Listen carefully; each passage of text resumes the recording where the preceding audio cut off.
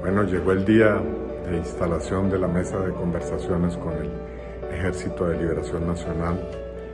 Nos sentimos muy contentos de este momento en el que volvemos a tener esperanza en la paz de Colombia y de avanzar definitivamente a una solución del conflicto armado, de ese otro capítulo del conflicto armado en Colombia. Están listas las delegaciones, comienza el diálogo. Y sí, estamos muy contentos como el senador Iván Cepeda. Estoy seguro que ustedes también al otro lado comparten la opinión de que la única forma de lograr esa Colombia linda, esa Colombia que todos queremos, esa Colombia que sí es posible, esa paz total, ese país con justicia social, es con el diálogo. Celebramos la reanudación de estos diálogos. Digo reanudación porque estos diálogos fueron suspendidos en el 2018. Se habían iniciado en el 2017 en el gobierno de Juan Manuel Santos, en la ciudad de Quito. Recordemos que desde ahí se trasladaron a La Habana y al final llegó Duque, se acabaron las negociaciones y se reanudan ahora en este 2022. Importantísimo iniciar con el ELN, como también es importante reanudar con todos los grupos, diferentes grupos que han surgido en los últimos tiempos, y esto tiene que acabarse porque imágenes como la que vimos el fin de semana en el norte de Santander, tractomulas ardiendo en el Putumayo, unas imágenes terribles que no queremos volver a dar a Colombia, que pensamos que iba a ser de la noche a la mañana, y no, esto no es de la noche a la mañana, esto tiene un proceso y la única forma, la mejor forma es el diálogo. Sabemos también que la derecha obviamente va a colocar todas las trampas, todos los obstáculos posibles para que este diálogo no llegue a un buen término, porque ellos son así. Sabemos que cuál es el actuar de la derecha, actuar siempre con mentiras. Está bien que se haga una oposición, pero una oposición seria, una oposición responsable, como ellos dicen,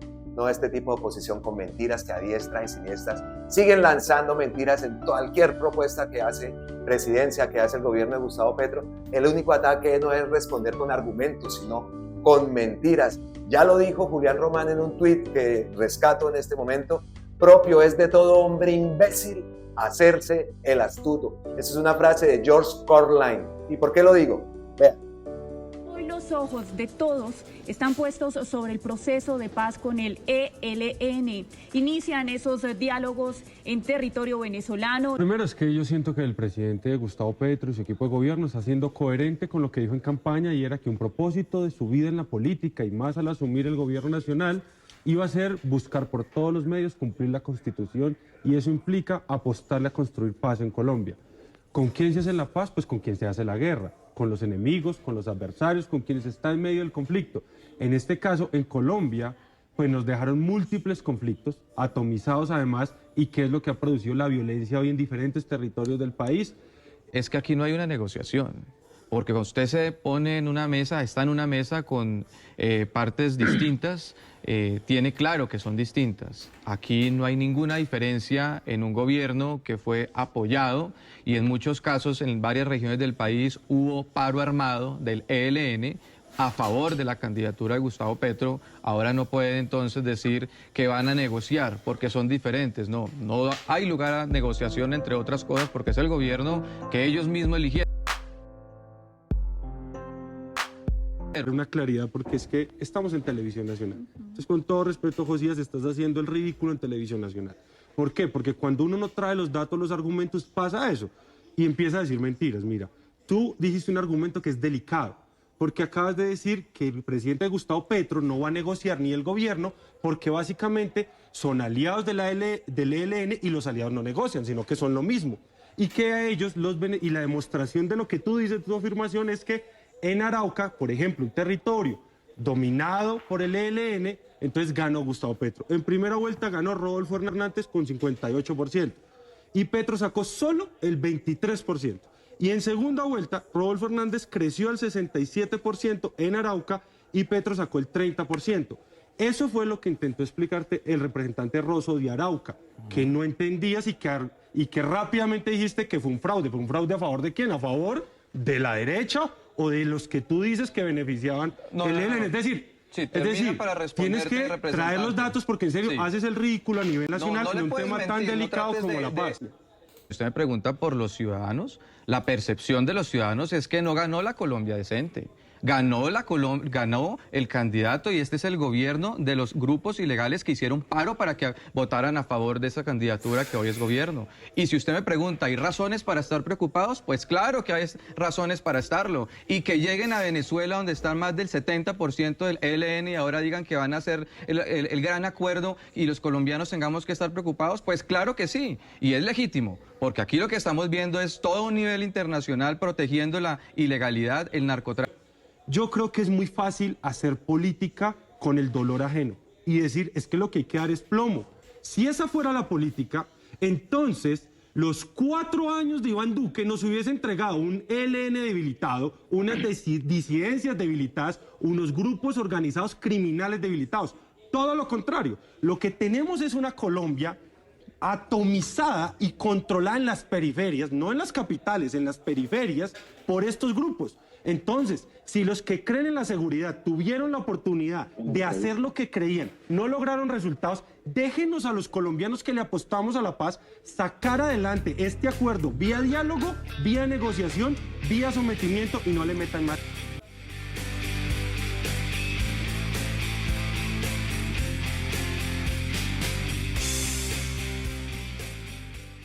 Esa es la forma.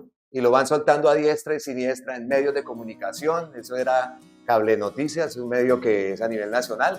Y ahí queda, menos mal, estaba este representante para que atajara todas las mentiras que estaba diciendo este personaje.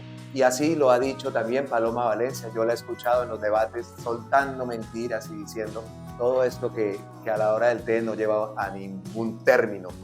Las cosas no son así. Se ha dicho que les van a dar curules, no se les van a dar curules. Más adelante vamos a escuchar a Pablo Beltrán, las declaraciones de él como líder del ELN, que ellos no quieren curules, ellos no las necesitan. Así textualmente lo dijo, pero ellos van a seguir insistiendo con todo esto. También se ha dicho que se les había quitado las órdenes de captura a todos los del ELN y tampoco es así. Escuchemos.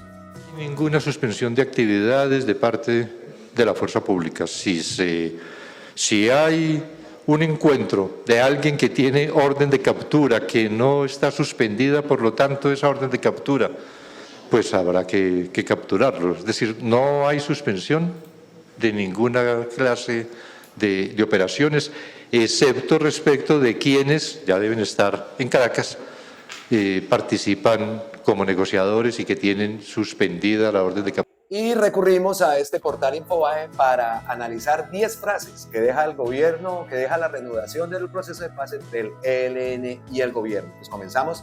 Pablo Beltrán, el comisionado Danilo Rueda y Oti Patiño fueron los encargados de reiniciar el proceso de paz entre el Estado y el grupo armado pausado hace 4 años por la administración de Iván Duque. El anuncio de la reinstalación de la mesa de diálogo de paz entre el gobierno nacional y el ELN, de hecho este lunes 21 de noviembre, dejó varios mensajes, tanto en el discurso como en el desarrollo del acto protocolario, que no se pasaron por alto. Pero más allá del orden, el discurso de ambas partes se centró en los hechos de cambio que, de acuerdo con ambas partes, sobre todo el de Beltrán, iniciaron con los estallidos sociales y siguieron en las urnas. En esa medida, mencionaron varias frases relacionadas con la reconciliación, el perdón y las transformaciones que con urgencia necesita nuestro país. Esperamos no fallar a esa expectativa de cambio, es una de las frases. La otra frase dice, la labor que tenemos es de reconciliación, de volver a encontrar unos puntos comunes, de construir una paz y una nación en paz y equidad.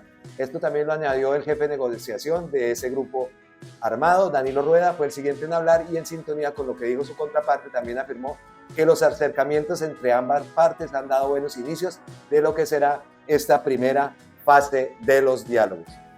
Estamos aquí honrando la vida de tantos seres que ya no están porque las violencias han arrebatado, esto lo menciona el alto comisionado de paz y en ese sentido señala que por el motivo del cual el Estado y el grupo armado están sentados en la mesa es para superar una conflictividad con inclinaciones políticas. El primer encuentro que hemos sostenido en la mañana de hoy con la delegación de paz del ELN nos está dando certezas y la convicción profunda que vamos a lograr el propósito que nos suma, ser hijas e hijos de una misma patria con cambios y transformaciones. Esto también lo dijo el funcionario Gustavo Petro en medio de la instalación de esta mesa de conversaciones. Oti Patiño, por su parte, que se encontraba al lado izquierdo del comisionado Rueda, fue el siguiente en hablar y lo primero que evocó que la firma de paz entre el Estado, en ese entonces en cabeza del presidente Virgilio Barco, hace más de 3 décadas, destacó que pese a las condiciones precarias para alcanzar esa paz en Colombia, la guerra de los carteles y del Estado, el accionar de los grupos armados y la conformación de grupos para hacerle frente a la insurgencia, se logró construir la Constitución de 1991 que convirtió al país en un Estado social de derecho. También dice, hoy como en un ciclo que se cumple llegamos a un gobierno que promete, y yo creo en esa promesa. Esto lo manifiesta Oti Patiño. Otra frase: el papel de Estados Unidos en América Latina ha sido muy nefasto para los procesos de paz. Eso lo sostuvo Beltrán. De paso dijo que los diálogos de La Habana tuvieron una oposición de varias agencias norteamericanas, que lo pactado entre el Estado y las antiguas FARC se implementarían después de la firma. La fracasada guerra contra las drogas lleva 50 años fracasada y cada vez más está peor el problema. Otra frase: es una convicción del presidente Gustavo Petro de brindar confianza, y esos signos de confianza nunca son negación del Estado de Derecho. El ELN no pida nada. Eso es muy importante porque algunos han dicho cuántas curules quieren en el Congreso, pero no las necesitamos. El problema es Colombia, dijo finalmente Pablo Beltrán sobre la agenda que tiene contemplada para trabajar en los diálogos, y en la cual se compone de 6 puntos, 3 de ellos enfocados en la ciudadanía. Entonces, importantes estas frases, se rescata que ELN no ha pedido curules, no ha pedido nada, como lo está en este momento diciendo la derecha. Y este es un artículo del diario El País de aquí de España. Dice, entre los negociadores escogidos por el presidente Gustavo Petro se encuentra alguna de su gente de más confianza, políticos que han militado en la izquierda toda la vida, pero también militares de posiciones conservadoras y hasta una figura que representa a la derecha que históricamente se ha opuesto a los procesos de paz.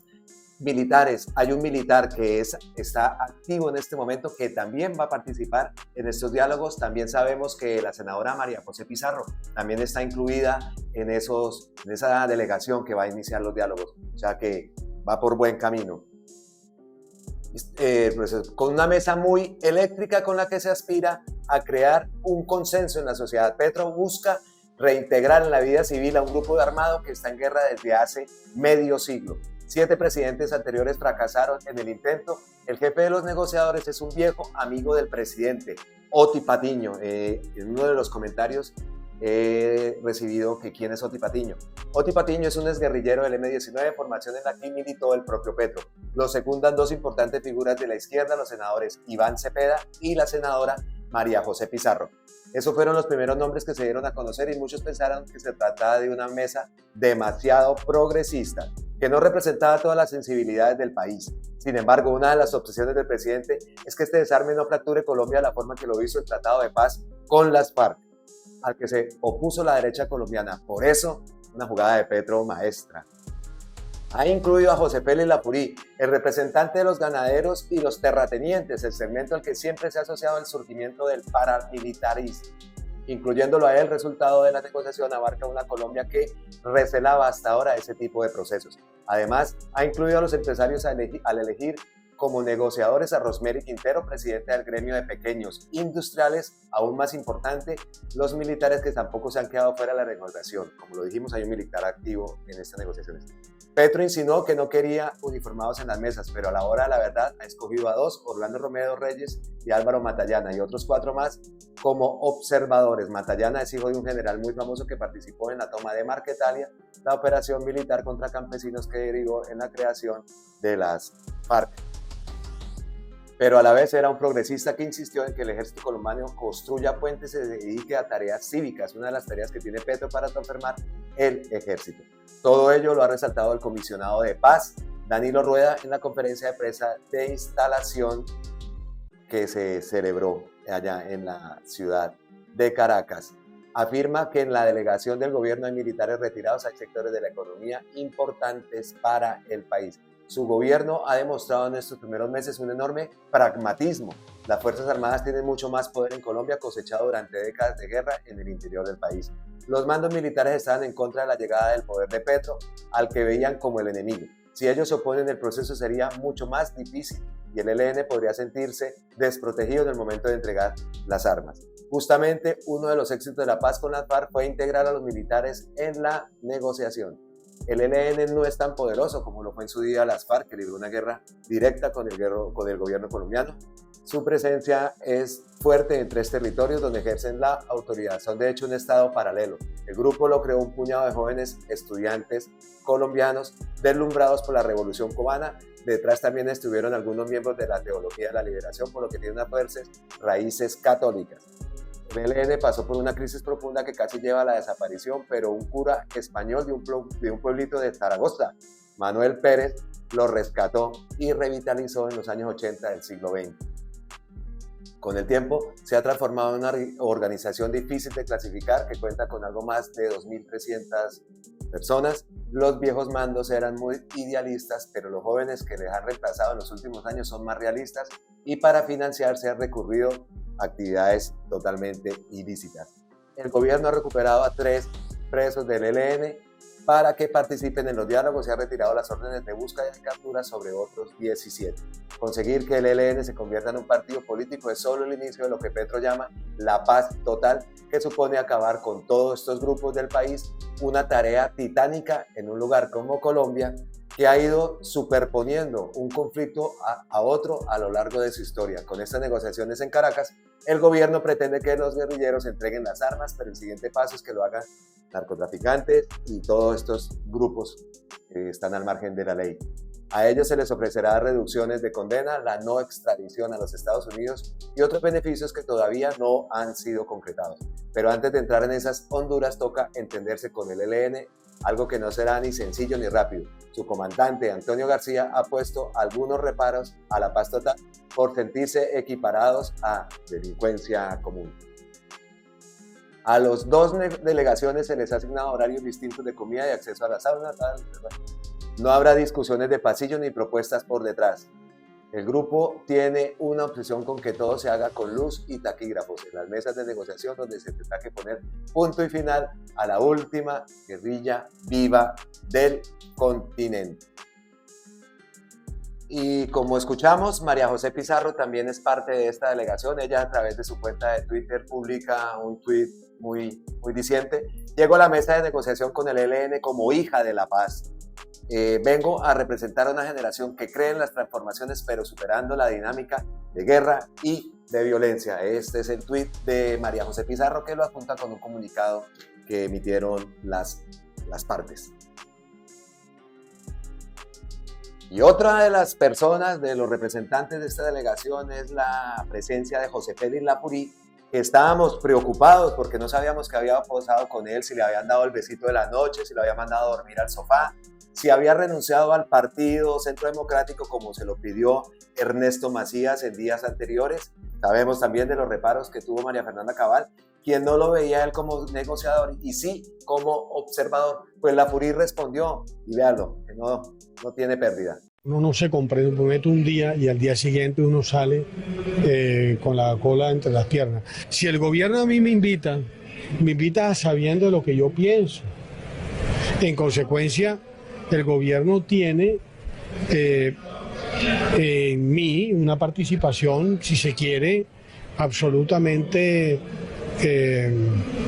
conocida. Lapurí también se fue lanza en ristre contra el ex senador Ernesto Macías, quien a través de su cuenta de Twitter le pidió que renunciara al partido Centro Democrático. El que debería entender que le causó un inmenso daño al gobierno de Duque es Macías, que fue el alter ego en lo político.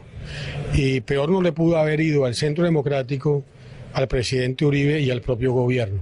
El primero que debería de renunciar ha sido él, en vez de estarse metiendo en los temas que no le corresponden. Ante la sugerencia de su esposa, la también senadora del Centro Democrático María Fernanda Cabal, de que participe como observador y no como negociador, Lapurí considera que su posición es inteligente, pero que él va a cumplir su compromiso con el gobierno. Es una sugerencia que ella hace, pero yo primero tengo que corresponder a la gallardía, a la caballerosidad con la cual el gobierno me invita. Y uno no pone condiciones. Si usted me invita a su casa, pues yo voy a su casa. La que pone las condiciones es usted. A qué hora llego, cómo debo ir vestido, etcétera, etcétera. Yo espero que el gobierno me diga cuál es el rol que el gobierno espera que yo cumpla, de tal manera que pueda corresponder con la misma hidalguía. El dirigente gremial señaló que la asamblea de Fedegan aceptó por unanimidad que él participe en los diálogos. Increíble. La opinión es de cada uno de ustedes. Saquen cada uno de ustedes sus opiniones. En lo personal, esto es cambio. Sabemos que él no es de nuestro agrado, no es del agrado absoluto de ninguno de nosotros, pero sí también tenemos que entender que representa un gremio, que es muy importante que ese gremio esté en esas negociaciones. No sé cómo no se había ocurrido antes, una muy buena jugada, entre comillas, una buena estrategia de Gustavo Petro para que todo el mundo, militares activos también están en esa reunión. Una mesa muy interesante que vamos a lograr esa paz que necesita Colombia, esa justicia social que necesita Colombia, porque nuestra Colombia es un país hermoso y otra Colombia sí que es posible. Amigas y amigos, nosotros dejamos con esta buena noticia. Anoche nos acostamos con la noticia de la reducción de las tarifas del SOAT.